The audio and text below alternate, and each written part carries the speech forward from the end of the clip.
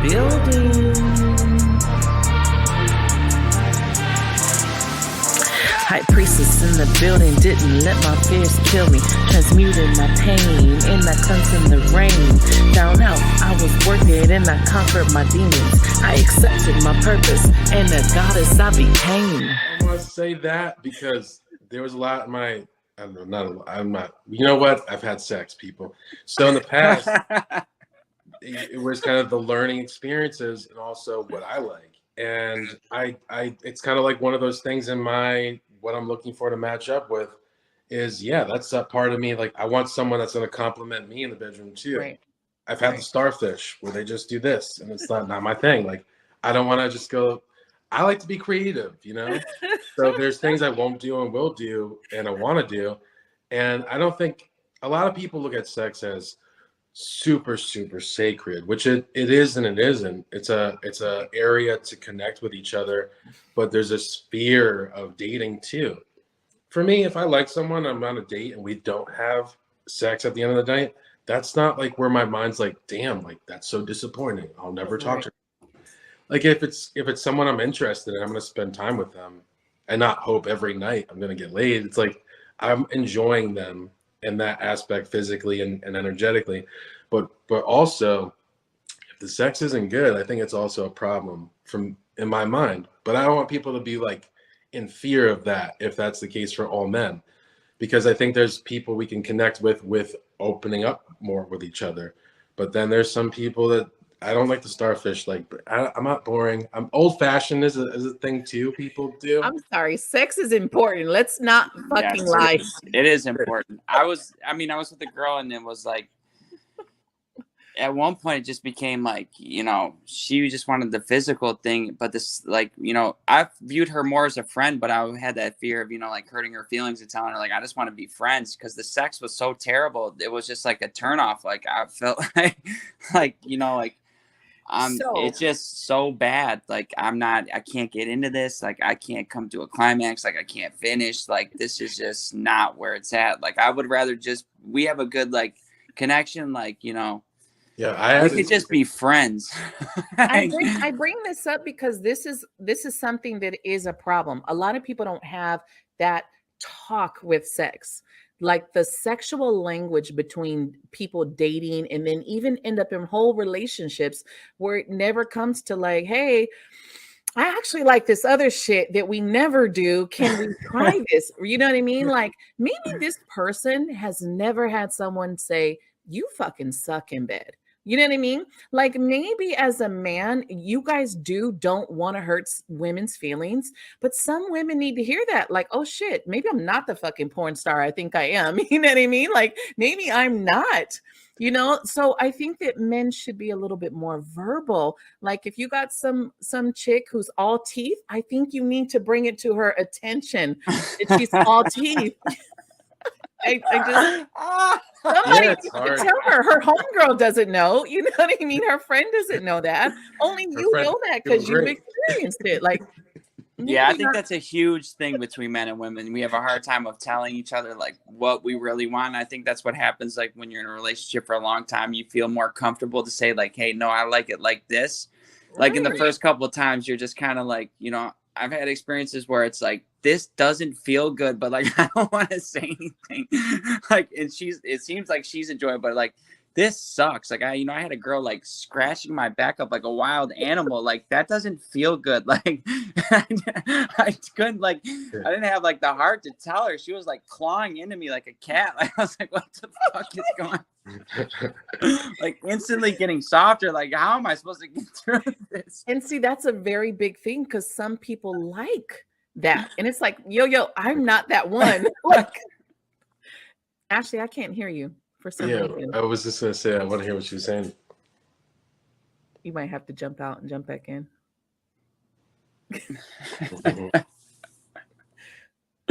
No, I can't hear you. I think sex is a topic that needs to be more comfortably discussed with people. Right.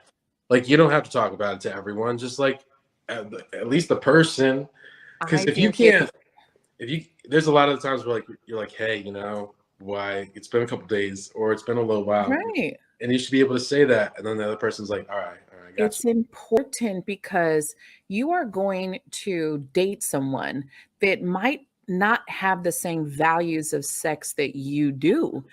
That is a deal breaker. And people wonder why people end up that there's a lot of cheating that happens on that spectrum too. Cause then you feel like you can't leave, but this person isn't satisfying. You never really had those conversations.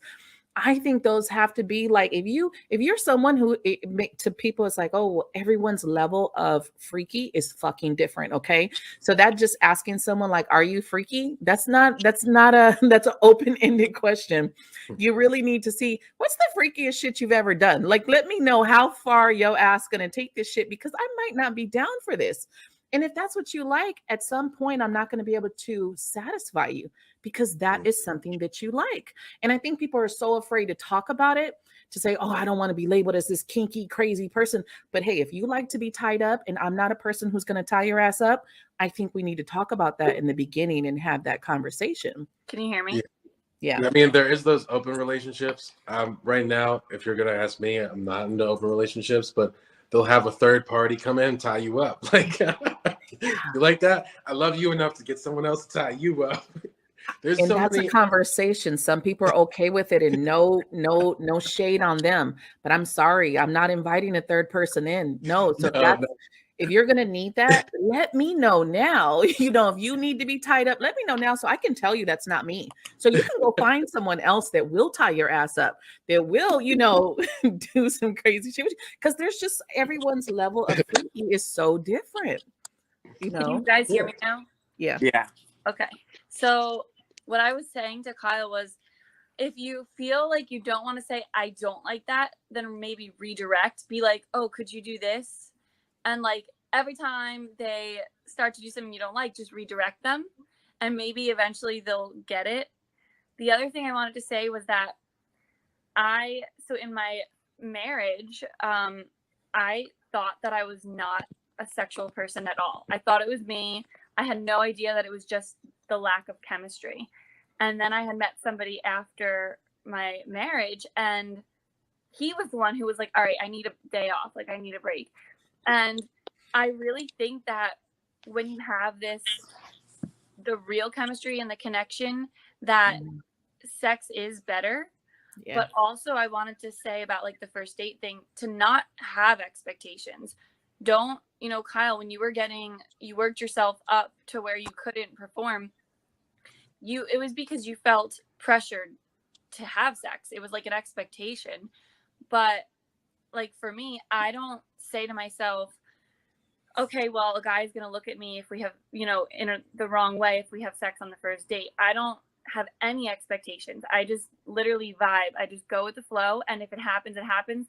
And if he doesn't like me after that, then he's not the one for me anyway.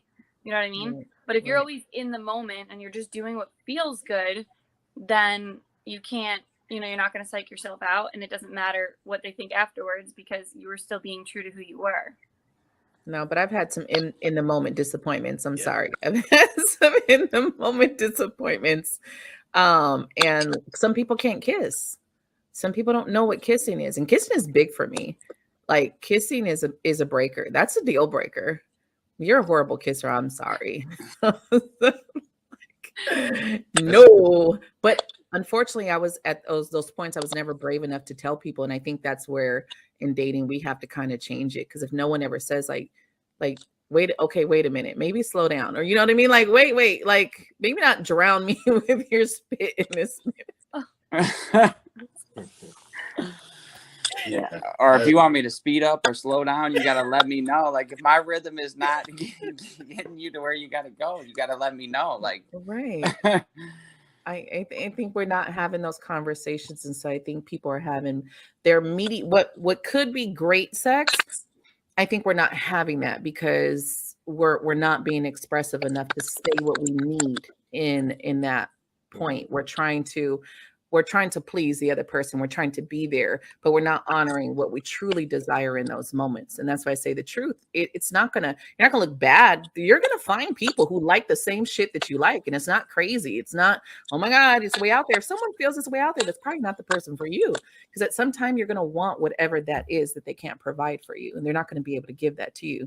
You know, you have a lot of relationships like that. So I think that a sex talk is very important in the dating phase. I think to understand where this person is on a sexual level, because I do think that's it'll break a situation. And I think Ashley, some of what you went through, it has to do with karma, because when I look at earlier situations, the karmic effect of someone also can fuck the whole thing up.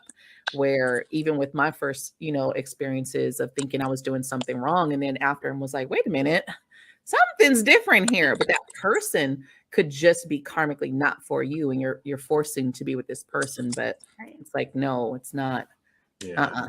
If you're disgusted doing anything with someone, I would tell you leave now. Yeah.